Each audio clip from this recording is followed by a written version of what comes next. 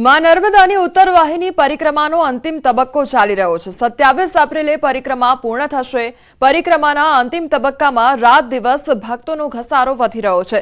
તેમાં પણ રાતના સમયે પરિક્રમા કરવાનો ક્રેઝ વધ્યો છે, કેમ કે દિવસના સમયે ગરમીનું પ્રમાણ હોય છે અને નોકરી ધંધો કરતા લોકોને રાતના સમયે રજા પણ નથી પાડવી પડતી।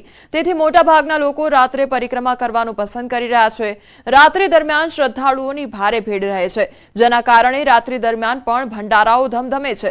परिक्रमा करवा आवनारा भक्तो प्रशासन द्वारा करायेली व्यवस्थानी खूब प्रशंसा करी रह्या छे। महत्वनुं छे के 25 दिवस दरमियान अत्यार सुधीमां कुल 8,47,000 भक्तोए मां नर्मदानी परिक्रमा पूर्ण करी छे। गया वर्षे पण अमे आवेला तो रस्तो थोड़ो सारो नतो। आ वखते खासुं डेवलप कर्युं छे। रस्तो रोड सरस छे એટલે અમે ગઈ વખતે કદાચ 6 કલાક લાગેલા, આ વખતે 4 કલાકમાં અમે પૂરી કરી પરિક્રમા। એટલે અમને સારું લાગ્યું।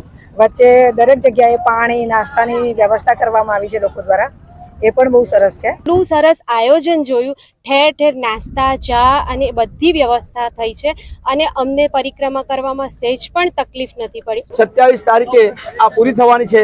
આને કારણે મોટા ભાગના ભક્તો ગુજરાત મહારાષ્ટ્ર આ બાજુના ભક્તો એ રાત્રે આવે છે। આખી રાત આ ભંડારો ની અંદર બધા લોકો આવે છે અને સેવાઓનો લાભ લેતા હોય છે।